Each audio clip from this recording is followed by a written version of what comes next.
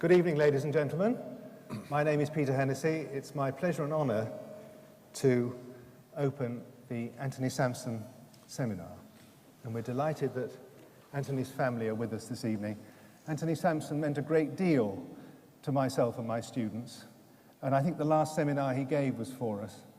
And we've never forgotten it, because he said the torch was passed to your generation now, to my research students, not to me, because I'm too old for any torches to be passed personally, in terms of carrying on the tradition of looking at our country in the anatomical way that Anthony did. And this year, his autobiography, to my great delight, is going to be published by Politico's Methuen in the autumn. It's called The Anatomist. It's a terrific book, and I recommend it to all of you. But Anthony will always mean a great deal to this college and the Department of History in particular, and the Mylen Group, who are the organisers of this evening's occasion. And also I'd like to thank our sponsors, EDS, for making it possible. But it's a great pleasure to have my friend Jeremy Paxman with me this evening, because we've had a rolling conversation over the years about various aspects of our peculiar country, very much Anthony Sampson territory we've talked about. And he's going to talk this evening about why we still have a monarchy. And I think it's a very good time to talk about it, oddly enough, even though there's not much fuss about it at the moment. Partly because the most recent poll, which was commissioned by the Today programme just before Christmas, I thought was quite interesting. It was commissioned to mark the 30th anniversary of the Queen's Jubilee, just as we got the declassified documents dealing with it at the National Archives, and to look forward 30 years. And the first question that was asked, should Britain still have a monarchy? 78% agreed, 19% disagreed, 3% said don't know, which is roughly speaking where it normally is in the opinion polls. The question, the monarchy should end after the current Queen dies, only 68% disagreed, 28% agreed, and 4% didn't know. But when you asked people, will Britain still have a monarchy in 30 years' time, 80% agreed, 15% disagreed, 6% didn't know. So even those who want it to stop after Queen Elizabeth II are sufficiently aware of the nature of our country, most of them, not to believe that it is going to end, as it were, Tommy Cooper style, just like that when she goes. So that's the background of public opinion, which Jeremy will be talking about. And he's written a very good book on this. And I always like to plug, being an old tart, the next work of our distinguished visitors. And he's going to do a television series on Victorian painting. I'm not sure when it will be on BBC One, but BBC One it is, and it will certainly be worth waiting for. As indeed are you, old thing, because I've been trying to get you here for about 3 years. You're very welcome.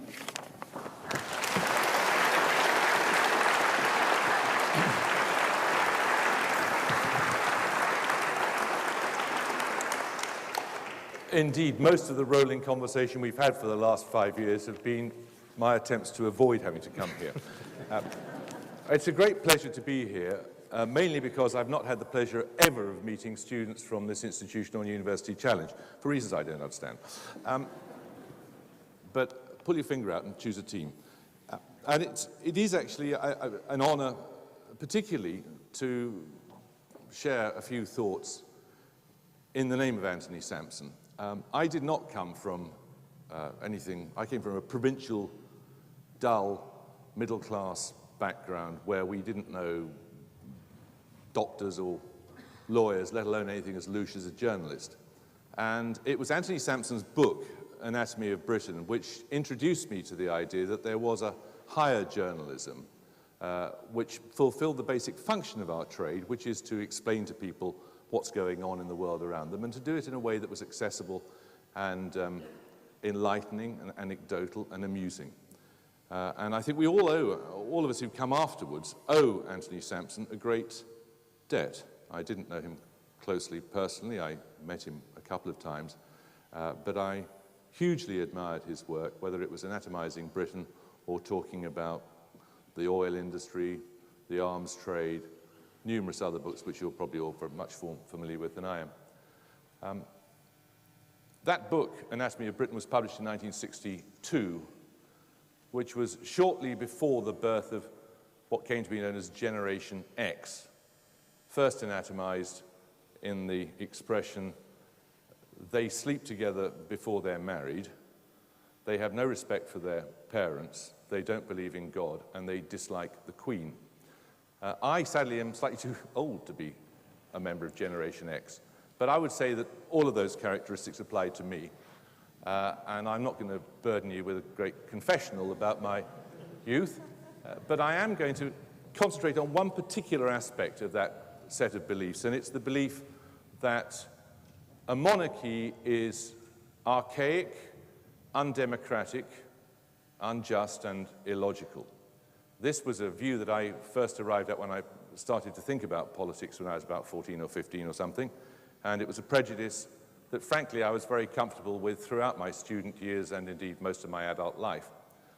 And then the Queen Mother died, and one saw those thousands and thousands and thousands of people queuing up night and day to pay their respects.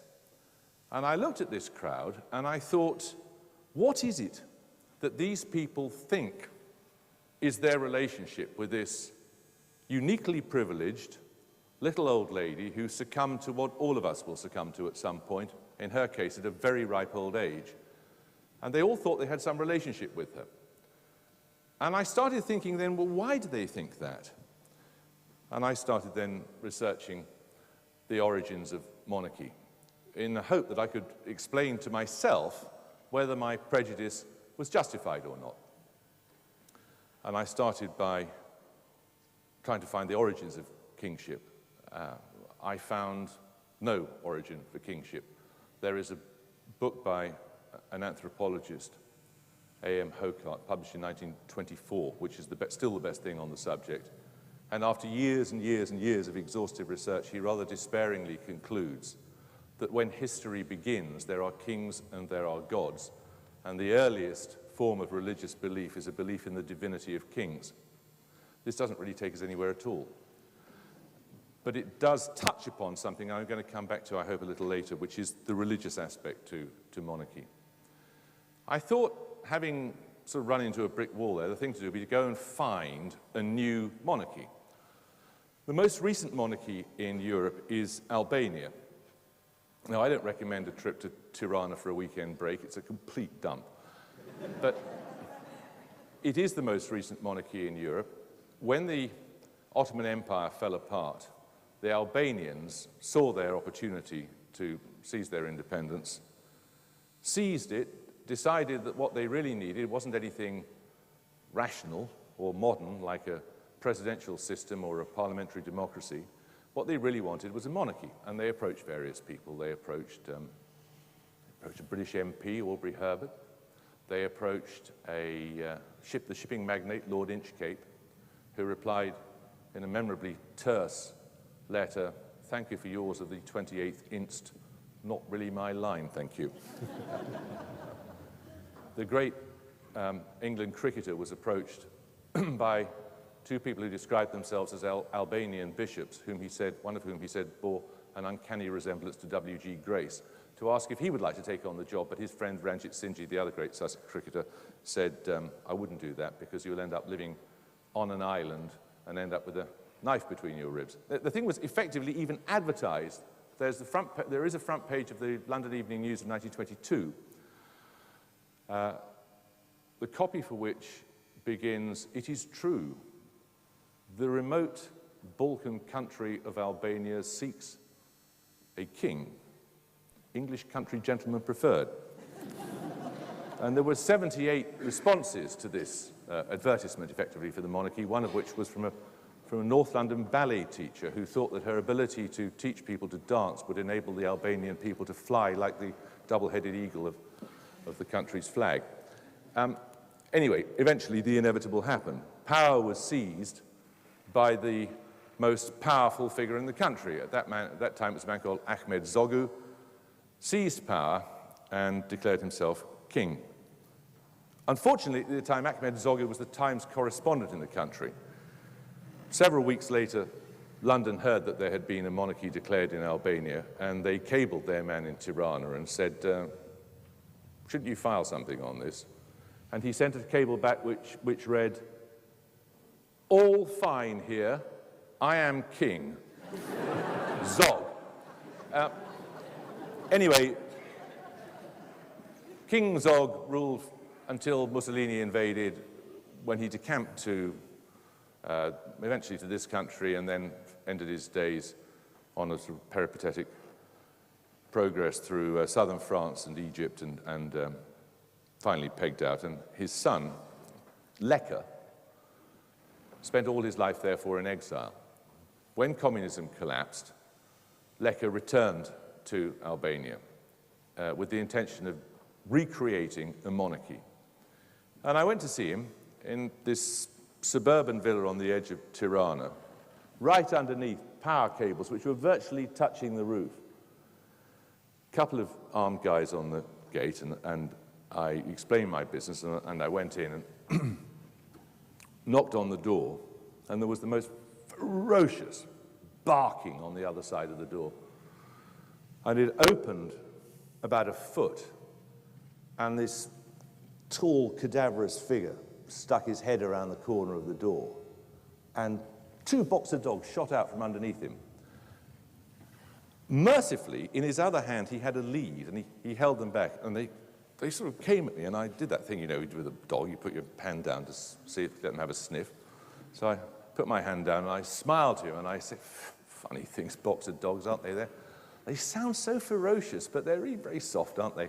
Trying to make conversation. He said, not these 2. He said, they've killed 2 men. He said, and then he sort of went into a little reverie, and he said, it's very interesting, you know. They attack in pairs. One goes for the neck, and the other one goes much lower down. I've never worked out how they decide which does which. Anyway, we sat down and we chatted. He was wreathed in cigarette smoke for the entire hour and a half I was there, smoked his way through a sort of packet of Rothmans, and the electricity failed about every 20 minutes, because Tirana doesn't have a very good electricity supply. So the lights would go out, and then the dogs would all go bonkers and start barking. And then, after the second time this happened, the door opened, and through it came this woman in jeans and a white shirt with a 4-foot-long leather whip. And she went, and the dogs were immediately silent, which was pretty bizarre. And I turned to the king, and he said, may I present my wife? Queen Susan. I said, now, what is it about Queen Susan? It just doesn't sound right. That's like Queen Kylie or something. So, anyway, indeed, she was Australian, and she was as devoted as he was to this completely fatuous attempt to recreate a monarchy in a modern state. And I tried to press him as to why it was that he thought that monarchy was the appropriate system for a 21st century state. And the closest I could get was that a monarch owed a duty to a country which had nothing to do with personal preferment or advancement. There was nothing, in other words, there's nothing in it for the king or queen. Well, self-evidently, this isn't true. There's something in it. What's in it is being king or queen. But that is the thrust of what his position was, and there was a certain amount of coherence to it, apart from the fact that the way he was going to do this was by getting a big enough political party in Parliament to vote for it to happen. Now, as the previous night when I was there had been a fist fight in Parliament, I rather doubted this was going to happen anytime soon. But what he's alluding to when he says that there's something that is disinterested in the business of monarchy is, I think, absolutely key, and I'm going to come back to that a bit later. But the other thing we should pay a little attention to, perhaps, when thinking about how his family acquired power was that they acquired it in the traditional, predictable way. They did it by force of arms. All monarchies, as far as I can see, at some point have begun in a feat of arms. Now, once you get to a point in beyond our middle history, you have the rise of representative democracy, you have different mechanisms for changing ruling dynasties, but that's essentially where they all come from. But the problem obviously arises when you have a system where monarchs can no longer lead troops in battle. The last British monarch to lead forces in battle was George II at the Battle of Dettingen. It has not happened since. Indeed, rather the reverse. The difficulty, as we've seen only in the last few weeks with Prince William in Afghanistan, Prince Harry in Afghanistan, sorry I was getting muddled up, Prince Harry in Afghanistan, is it's actually a liability to put the heir to the throne or even the second or third in line to the throne in the line of fire, because they become such a high-value target that they jeopardize the lives of their comrades. And this has been the case really throughout the 20th century. If you look at the letters of Edward VIII, as a young man, he is constantly complaining throughout the entire course of the First World War that he is not being allowed anywhere near the very dangerous part of the action. If they send him off to somewhere in Italy, for example, they never put him anywhere near the Western Front. George VI, his younger brother, did actually see some combat. He was in the Navy on HMS Collingwood and did take some part in the Battle of Jutland. But really, since then, it has become a very big problem. They do military training for a number of reasons, one of which is that it's one of the few communities left in Britain where you can be reasonably confident that people will not tittle-tattle to the newspapers. Another being that all soldiers, sailors, and airmen and airwomen swear an oath to the monarch, and you really cannot have a monarch who is unfamiliar with what that involves. And thirdly, there's the historical precedent, which is that all monarchies essentially have begun in combat. But this clearly won't do as an explanation for now why we have a monarchy. It's nothing to do with military service. So then I thought about the other aspect of it, which Hocart mentioned, religion. Now, a belief in the divinity of kings, that there is something God-ordained, at the very least, about this position, is something that monarchies across the world have attached to themselves. In an extreme case, you get the sort of Japanese belief in the king as being divine, or the emperor as being divine. You get it to a lesser extent in the divine right of kings, which is a slightly different view. It's not that they are themselves divine, but that they are God's agent on earth. But clearly, in a largely secular age, this doesn't wash any longer either, although I would have to say, in parentheses, that those people who say that they think the Queen could abdicate in favor of Prince Charles, which is one of the things that actually alluded to in that poll that Peter mentioned earlier, are completely barking up the wrong tree. The Queen believes that she entered into an undertaking with God at her coronation. The coronation itself, of course, is a religious rite. It's a religious service. It is not a mechanism by the state for declaring who's going to be the next monarch. She believes that she entered into a covenant with God at the coronation. And if you ever look at the film of the coronation, which has been seen many, many times, there is one thing that has never been seen, and it's the moment of anointment, when blessed oil is put on the Queen. And that has never been shown because it was never filmed, and it was never filmed because of the expressed insistence of the Queen herself and the Archbishop of Canterbury. But she believes that in that moment, she entered into an arrangement with God, and she cannot resile from it. I therefore think it completely inconceivable that the Queen will abdicate. I may be proved wrong tomorrow, who knows? But I do not believe the Queen will abdicate because I don't believe she thinks that it is something she is entitled to do. She believes that she has a religious duty to continue until she dies. Will this do as a satisfactory explanation for why the rest of us put up with it? I don't think it really will. So you come to the next thing, which is the question of political power. Now, when I was researching this book, I struggled long and hard to find an example of the kind to justify the sort of prejudice that I had previously. That is to say, I sought out an example of the Queen, or indeed her father or grandfather, interfering in politics to stymie the democratic will of the people, because that is at heart the most important part of the Republican objection to monarchy. And I have to say that not only could I not find a single example during the Queen's reign of her doing such a thing, I was unable to find a single example of her saying anything interesting. And that, of course, is her genius.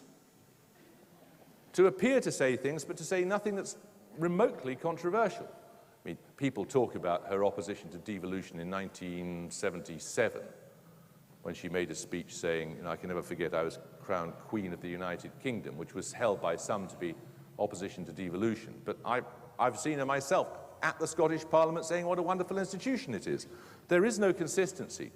You can find the example of, if you look at, I don't know, George V and the formation of the national government, then clearly the king did intervene in politics because he summoned Ramsay MacDonald and the other party leaders to Buckingham Palace in a desperate attempt to get them to form a coalition government.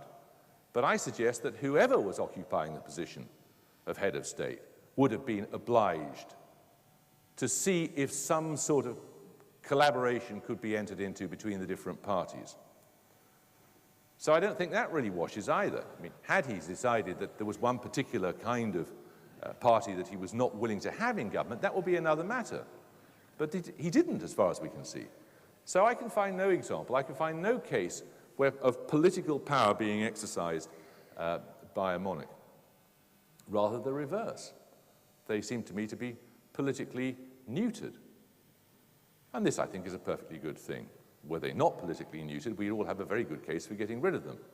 Because it's an idiocy to have a position of head of state occupied by somebody who's there merely by accident of birth. I mean, it's as nuts as having hereditary brain surgeons or street sweepers or anything. There is no logic to it at all. But I can find no example of them interfering in politics. So then one comes, I think, to what probably is more to do with the core of the relationship now, and it is to do with the association they have with people through things that are not within the realm of politics. So they're to do with good works, to do with culture, to do with the promotion of probably self-evidently good things. I mean, a belief in family life. I mean, the promotion of the royal family, which is really something that begins in Victorian times, is a very consciously thought-out attempt to present an ideal family as a model to the rest of the country. Now, like all families, of course, it has difficulties. But that is the nature of family life, isn't it? I mean, I'm sure you all are blessed with absolutely impeccable family lives, in which you never have any rows and you never have any black sheep, and I'm sure that's true of all of you. But this is, you're in a minority if that's the case. And I think in the fact that their family represents the dysfunctionality of every family in the land, which strikes me very odd when people say, of course, he comes from a dysfunctional family. You know? Every family is dysfunctional as far as I can see. And the royal family is no more functional than any other. This does provide us with some sort of model, not that for emulation, but it is a model of social organization that we can all understand, because we all, in some form or other, have come from a family.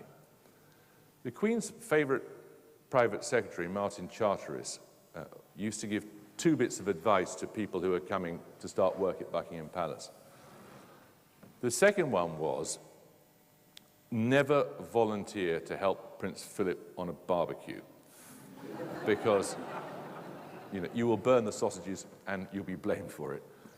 But the first piece of advice is, never forget we're in the happiness business. And that genuinely, and I spent quite a lot of time talking to a lot of people in Buckingham Palace and elsewhere, that is genuinely how they see their role. And when you go and you watch royal visits, I'm sure, it's a commonplace of those who've had tertiary education that we don't take the monarchy seriously, because it's self-evidently the sort of institution that I've already attributed various characteristics to, archaic and undemocratic and the rest of it. But if you see a royal visit and you see how people behave, something is going on there. They are feeling better about themselves after being presented, after taking part in this process, than they were feeling before. Now, whether you may argue whether that's necessary or indeed desirable, I think I would say it was desirable, an institution that makes people feel better about themselves, that awards or rewards people who do unsung voluntary work in the community. This is by and large a good thing. And I sat through a number of awards ceremonies, covered royal visits and things, and it seems to me that there is something going on there that is about the recognition of people who don't get the recognition that accrues to those who seek advancement to further a political agenda or for their own aggrandizement. And that brings me to the kind of key point about monarchy, I think, which is that it keeps the position of head of state, literally embodiment of the state. Every state has to have some visible demonstration of itself. We could decide to get rid of the monarchy and have an elected president, although whether you think that, I mean, just as a matter of interest, how many people here know the name of the president of Germany? It's not a single hand. Yeah, one person. I'm not going to ask you, because I don't know whether you're right or wrong.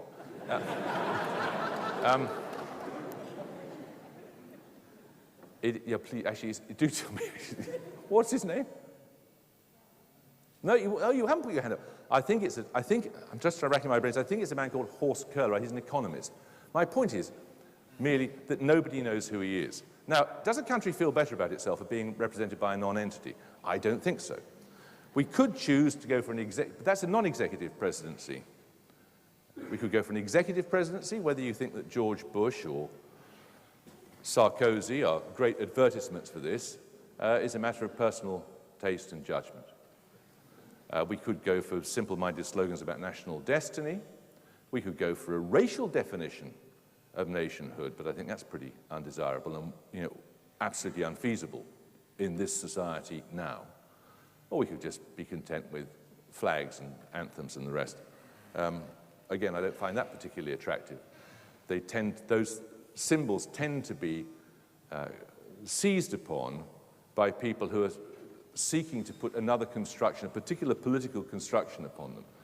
Whereas if you embody the state simply in a fallible human being with a very fallible family, you put it into someone or a form that we can all understand and relate to and recognize. And it keeps this position of being the embodiment out of the state out of the hands of those who seek it for personal advantage or to further political agendas. Now, you may all want to see Gordon Brown riding down the Mall in a golden carriage. I would like to spare him that. I would like to spare him having to sit through the Raw Variety performance every year. And I think it's good for him, too. There's an occasion in 1998, the year after Blair was first elected, of European heads of governments gathering in Holland. Now, these occasions are big bun fights where the host country goes out of its way to impress. Anyway, one of the things that happened at the Dutch gathering was that there was a big reception. And Blair was the sort of cynosure of all eyes. He was the most talked about politician in Europe at the time. So the room is full, I imagine, much the size of this one, is full of largely alpha males, let's be realistic about it, some alpha females too, sort of quartering the room, sizing each other up. But Blair's the focus of attention, and everywhere he goes, people want to talk to him. And after about half an hour of this, and I had this both from the person who was with him as he was doing this tour of the room and from the other parties to the conversation, he saw this woman standing by herself. And he beamed up to her, that grin he had, Tony Blair, and she said, "Oh, hello." He said, "I'm Beatrix." And he said, "And what do you do, Beatrix?" Oh, no. It seems to be just for that one moment when the thought goes through his mind, oh my God. It's worth keeping this thing out of the hands of those who seek it for political purposes. It's completely harmless. It's not terribly significant. it by and large, I think, has a benign influence, and in spending a great deal of time posturing as a Republican and saying that it was indefensible, illogical, and archaic, I was really just tilting at windmills. It was a complete waste of time, an absolutely unworthy target. On the whole, it seems to me that it is benign. There are many things about it we could all wish to change, but it really, I don't think the game's worth the candle. So that's why we have a monarchy, I think.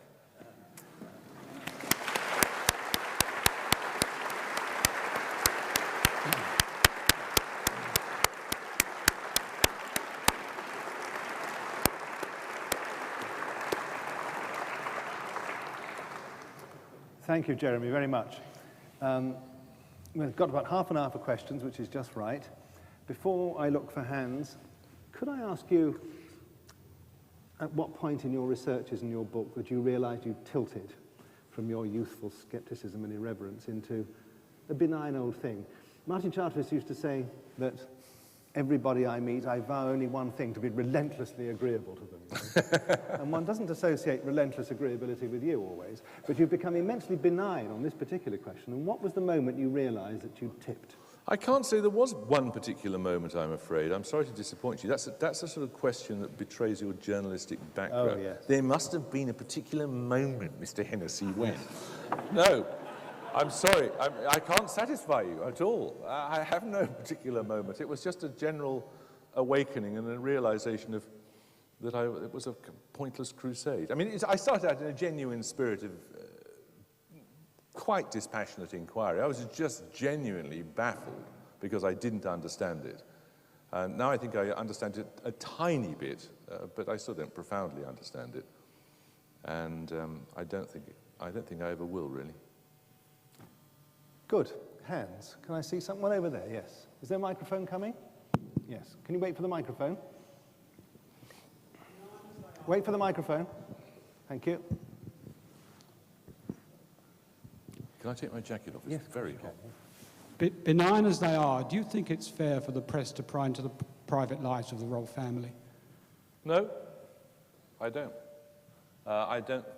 My view about the press and private lives of public figures is that unless a person has chosen to make their private life public, they're entitled to respect for their privacy.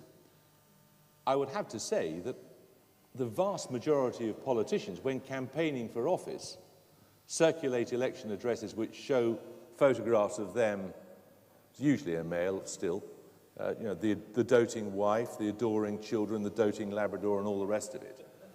Those photographs convey a message that they are solid family men, and if they are then caught in a gay brothel or something, then it seems to me that's absolutely fair.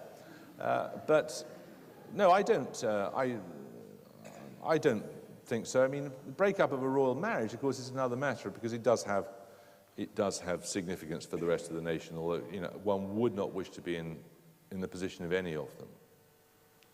Thank you. Can I see one on this side? No, I can't. Is there one upstairs? It's very dazzling, the light, but there's a hand right over there. Yes, I think. Yes. Do we have a microphone upstairs? We do. It's coming. Just one question, Mr. Paxman. You talked about the Queen and her predecessors as being benign, harmless, and politically inactive. What about the future monarchy? Because well, the next person who's going to become king is going to be Prince Charles. And he's talked about various matters, such as, you know, the impending doom of, I don't know, nanotechnology or, you know, the environment, you know, issues which are political. So how do you think the monarchy should, I don't know, handle themselves in the future? I think you're absolutely right. Prince Charles, I think, has done some pretty odd things. Whether one agrees with him or not, I hasten to add, I think he genuinely cares, and I think he believes that he's speaking out on behalf of ordinary people, and it's a very odd thing that this creature of a uniquely privileged position should actually managed to intuit a number of concerns of ordinary members of the public before they became recognized elsewhere. For example, the concerns people have about communities, the general sort of deracination that's occurred in much of society. All of these things he was articulating long before they were articulated elsewhere. And I think that's quite interesting as to how that should have come about. I don't quite understand. But you're quite right, he's taken positions on nanotechnology, architecture, agriculture, sustainable development, the rest of it. And the problem with having attitudes is that for every attitude one person has, somebody else has a different one. And you therefore do involve yourself in political controversy. And some of his utterances, for example, on alternative medicine, strike me as distinctly questionable. Now, he is not, of course, king. He's the Prince of Wales. He's a man who, how old is he now? 60 next year? Mm-hmm. 60 next year, and he's still unable to start the job, the one job that he has been told all his life is the only job he's going to do. This is a difficult position to be in. Most of us are retiring at the age of 60. And so he's set out to create a role for himself, and it is in that role that he makes these utterances. Now, if he continues making those kind of utterances as king, well, then we're in a very, very different position. I don't think he will, but I may be wrong, and if I am wrong, then I think there are all sorts of troubles potentially ahead. But I think you've got to make that distinction between, saying something as a king and saying something as a prince or merely a prominent member of society. What's your answer to that? You don't mean deified, do you? What do I mean? You mean yes, that it entrenches privilege and the class structure. Of course, they sit at the apex of the class structure. If you really honestly think this society is class immobile now, then I think we're living in different places. My personal conviction is this is an incredibly socially fluid society. I will defer to any academic in this room who's going to tell me otherwise on the basis of evidence, but I don't see any evidence of these entrenched positions of the kind that you're, positions and divisions of the kind that you're seeming to suggest exist. Do they give the sense that preferment is due simply to birth or background as opposed to achievement? Well, in that particular job, yes, they do, of course, because unless you marry into that family, you ain't going to get it. But frankly, who'd want it? I can't see any other area of society in which this principle any longer applies and hasn't applied. It hasn't applied for years and years and years. That's why I think it's an irrelevant criticism. Was that all right as an answer? Let's have an argument, come on. Empirically, we live in the least socially mobile society in Europe. And this is absolute piffle. Where's the evidence for that? In The Guardian yesterday, on terms of education and movement, and one wonders if the monarchy's got anything to do with that. The least socially mobile society in Europe. You don't really believe that. It's easy to... Well, we just have to agree to differ. Have you ever been to France? You could say the United States is even more socially immobile than ours. But, if it's true, I suppose, if you're a conspiracy theorist, the monarchy may have something to do with it. They certainly represent the idea of achievement without attainment. But as I say, it's restricted to such a small and odd occupation. I see no evidence that it applies elsewhere. What about the implication of the lavishness of it all? I mean, my own view is that if you have one, you better do it in a decent style, actually. There's no point having a skimpy one for the reasons that you were explaining. I'm rather in favour of skimpy ones myself. But, you? No, I don't know, Peter. I don't think they are. I don't think they are lavish. And, Buckingham Palace is actually really... Once you get beyond the public rooms, you've been in there, and it's nothing special about it at all. It's like it's rather like an old-fashioned hotel. It's rather agreeable, really, isn't it? Well, for old buffers like us. Anyway, we're wandering. There's Fred. Yes, I think I can see Fred down here. There's Michael. That's it. Cat over there. No, cat there, in the middle. Put your hand up, Fred. Oh, he's a troublemaker. I was going to ask what's wrong with having a bike for the Queen, but we'll leave that. What's having a bike? A bike, as they do in the Scandinavian countries. It's a bit old for that, Fred. You talked about the Queen's link with God and not being able to give up because she feels that God has put her there and she has a duty to carry on till she dies. We hear often these days about leaders without a mandate from the people. In this particular society, you've got various gods now claiming the allegiance of various sections of the population. And the population as a whole not being as Christian as it used to be. Is that in some way undermining her mandate, do you think? And touching on from that, the business of whether we like it or not, we're going to get the next one. In this fairly democratic day and age, do you think that's a tenable basis on which to continue having the head of the state? Well, to answer the latter question first, I don't believe that there's sufficient potential harm to be done to make it worth having an issue with. I am much more concerned with a Prime Minister who believes that he is speaking to God when he decides to send troops into battle than with someone who has a much more quietly and profoundly and yet profoundly felt religious conviction, who believes that the endless dutiful opening of bypasses is something that she must continue doing. Personally, you know, I have a bit of a problem with God, but He doesn't speak too well I of you don't. either. No, that was unworthy. We can never get him on for an interview here. No, he's always hopeless. refused to. It's like you not coming here. Right at the back, over there. Yes.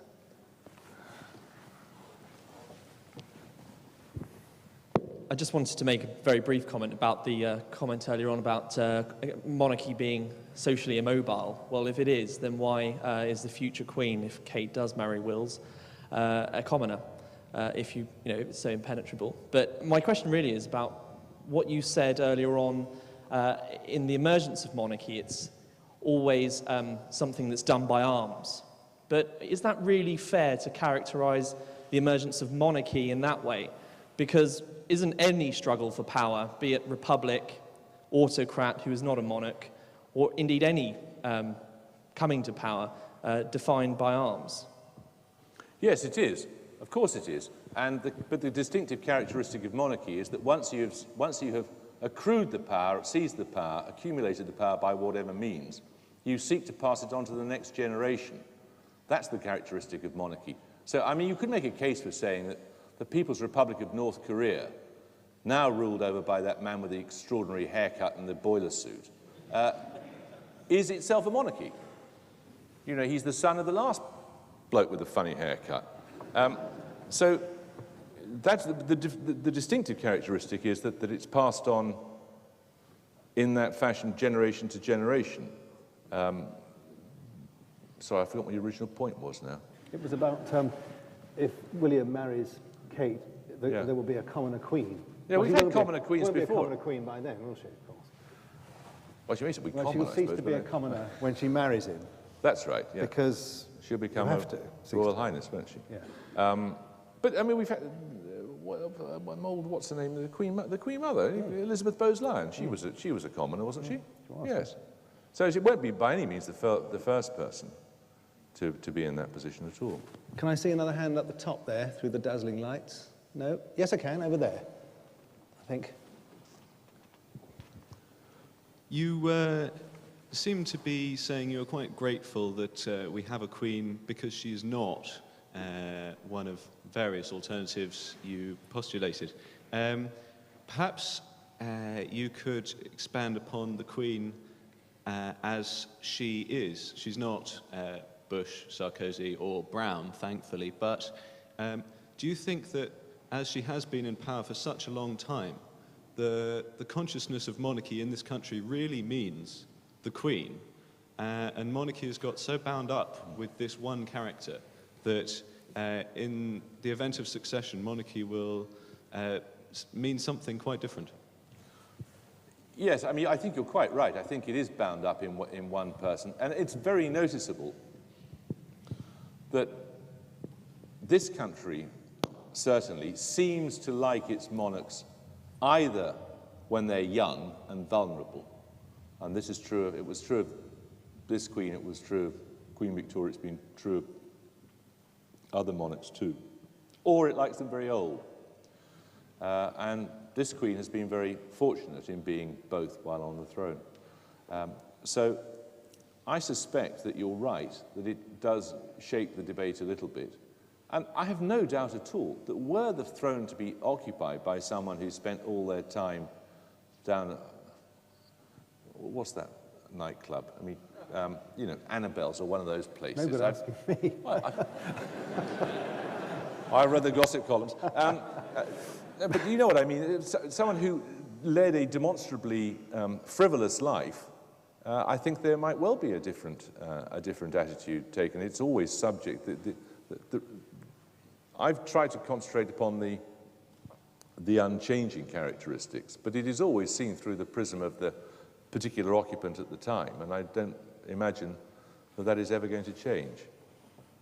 Yes, I can see. But even, you know, even at the height, the figures that Peter quoted in that opinion poll, just under 80% in almost all of it, are almost unchanging, even at the height of that incredible embarrassment when Diana and Charles's marriage broke up and the tape recordings that were published and all that stuff. It never really wavered. It's always pretty constant. There's about 1 in 5 who take the rationalist position taken in the front row down here, and who, to their credit, say it's got, generally speaking, I hope I'm not putting words into your mouth, but I don't imagine that you say it's anything, it's not there's anything wrong with the Queen, or indeed with Prince Charles. There's something rotten with the whole idea of the thing. They oppose it, they're consistent, they oppose it root and branch. But there's about 1 in 5 who take that view, whatever the circumstances, and there are 4 in 5 who don't. Jim in the front row. Kat, if you right the front row here. Or Abdul, whoever can get there first.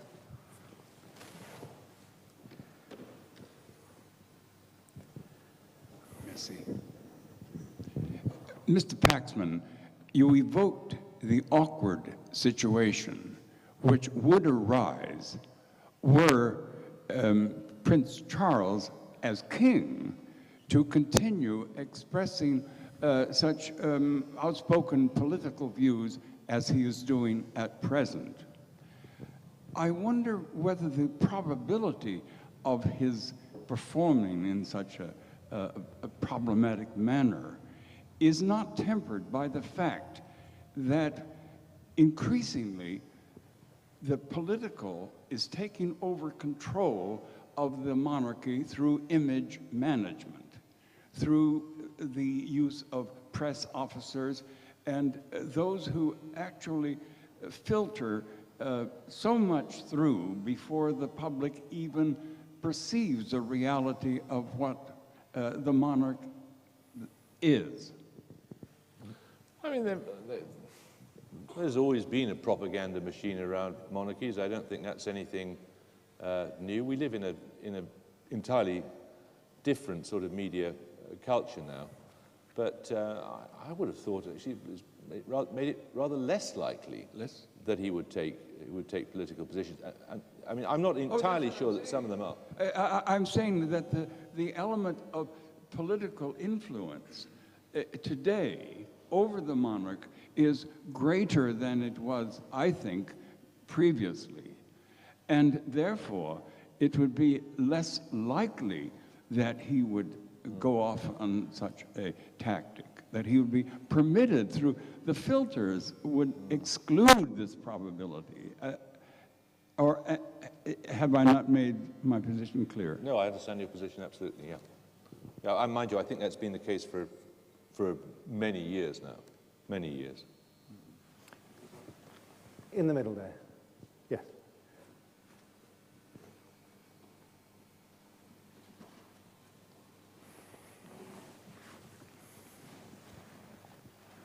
If I understand you correctly, part of your argument is that the monarchy is a benign way of soaking up a need for national identity.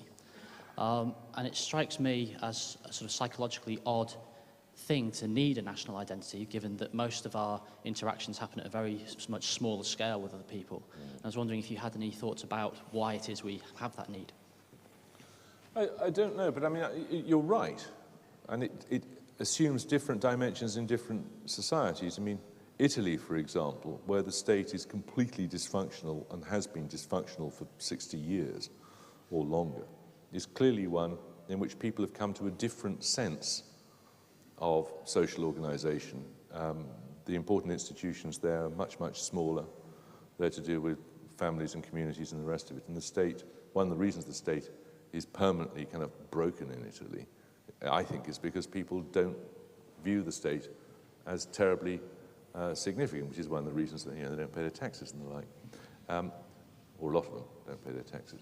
So I think that I don't know, all I can observe is that it matters more to us than it does to some other societies. I think we'll have to, no, I won't wind up our friend in the front row because he hasn't got the microphone. Right, over there.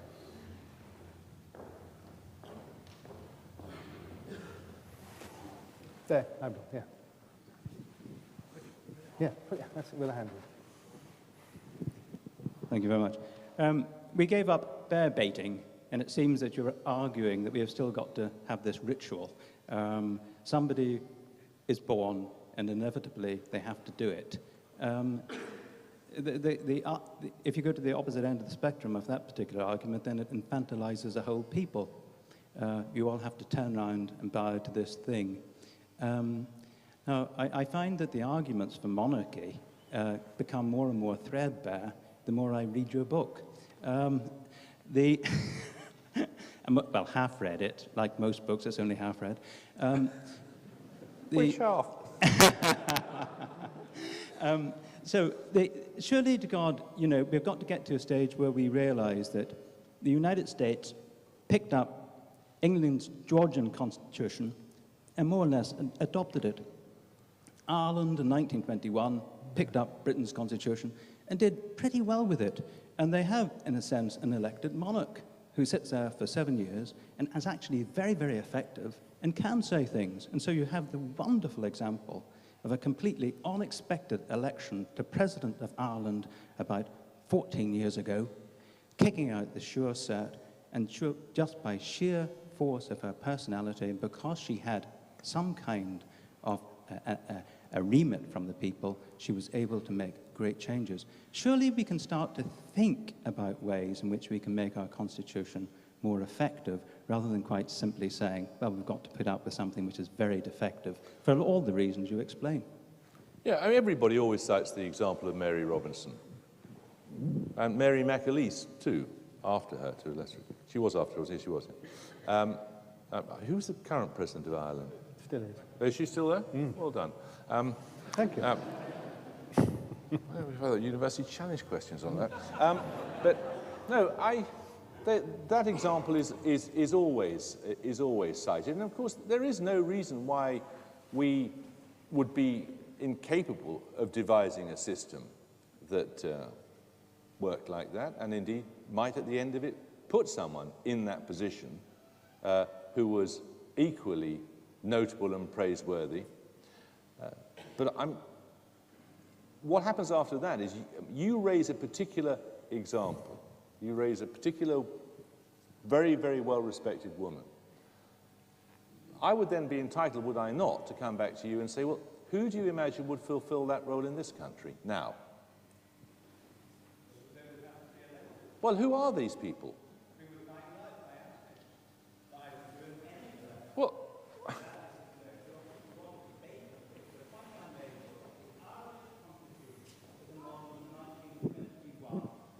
no, it isn't. Proportional representation, Well, we've never yes. had. Yes, being an Irishman, I know that. From the beginning. No, it's completely wrong. Well, no. What I'm pointing out is in relation to the head of state. I'm not going through into the detail, and it is 1921, and we've moved on rather 80 years since then.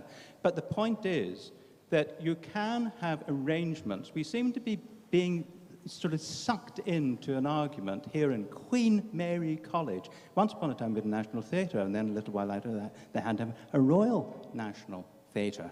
And my point is quite simply that we seem to somehow or other enjoy being reactionary. It perhaps is our national characteristic. Well, it's perfectly harmless, isn't it? Well, no, it isn't, because it's not harmless for the people who are caught up in it, the people who are the bears in the bear ring. I think that's a very fair point, that we put a terrible, it's a very difficult position to be in, and I wouldn't wish it on anybody. I mean, I was going to call this, the book at one point, Don't Let Your Daughter Marry a Prince. You know, I mean, all little girls, as far as I can see, seem to dream about being a princess. You don't want to become a princess. It's a terrible, terrible life. But, you know, that's another argument altogether. I mean, sheer humanitarian grounds. You know, free the Buckingham Palace 6 or whatever they are. I mean, I think it's got a ring to it. Last question from just behind. If you can, Ian, that's right. Then we must have a party. Thank you. You've spoken about the Queen as the Queen of the United Kingdom of Great Britain and Ireland, but she's also the Queen of the Commonwealth. To what extent do you think that aspect reinforces an image of Britain as a world power and able to operate on the world stage that has no part in the 21st century for us? I don't think that people look at the Commonwealth and see it as a sign of imperial power. I see no evidence of that at all. I mean, you could argue that there were many more important signifiers which may be misplaced, notably, for example, a seat at the UN Security Council, and all sorts of protestations that one hears issued with tedious regularity from Downing Street about how Britain is going to change the world, eradicate poverty in Africa, bring peace to the Middle East, or whatever it is. I mean, these are hubristic comments. But I don't see any sign that people, because of the existence of the Commonwealth, credit Britain with an imperial role that it doesn't have. I think the Commonwealth is seen by most people. I think probably the Commonwealth there's a damn good chance the Commonwealth would not exist, certainly would have atrophied to something much, much feebler than its current form, were it not for the Queen. I think there's no argument about that. She does believe in it, but I think it's not seen as any kind of great, a great strategic, political or military organization. I always thought of it as rather dull, rather worthy. By and large, any organization that promotes help from richer countries to poorer countries is something that I applaud. Any organization that promotes international understanding is something I applaud. But this is at the kind of, this is really at the level of, it's a kind of vegetarian view of the world, isn't it? I mean, you know what I mean? It's not, you're arguing that it's about, it's a kind of, for a meat-eating analysis, and I would say that the analogy with the Commonwealth was a vegetarian analogy, if you see what I mean. Because I don't think I do. You see what I'm getting at? That it's, I don't see it like that, but I may be wrong. Maybe people are sitting around in other parts of the world saying, that British Commonwealth, or they still probably doubtless call it the British Commonwealth. Oh, cool, you don't want them on them, don't cross them. I don't see any sign of that, but I may be wrong. Mind you, it was very interesting, was it not, the moment South Africa liberated itself, the first thing they wanted to do was to rejoin the Commonwealth. It has a certain utility in, well, dreadful word, re-socializing nations, as it were, but also it's a tremendously useful international back channel diplomatically at the time of the Falklands War. It's one of those easy to write off institutions, but it has its very useful residue. Do you think it's a powerful organization? No, it isn't, but it can be used as a back channel, and it can be used as a signal that a country has re-entered the realm of, well, entered the realm of the open societies for the first time. It is interesting why all these countries that weren't in the empire want to join it. Yes. I mean, Cameroon's in it, isn't it? Yeah. Mozambique, these sort of countries. Very interesting why they, I don't know what it is. I mean, it's not just they want to get their hands on development money. There was one wonderful moment on which we ought to stop in a minute, 1955, when Paul-Henri Spaak came over to try and sell the idea of what became the European Economic Community to Rab Butler and Anthony Eden and all the rest of them. And he saw Hugh Gaitskell, the leader of the opposition, privately, and he came out of the meeting and said, it's very bizarre. Not only is Hugh Gaitskell antipathetic to what I'm proposing, he thinks everything would be sorted out if Europe joined the Commonwealth. Now, that does strike us odd. We have changed since then.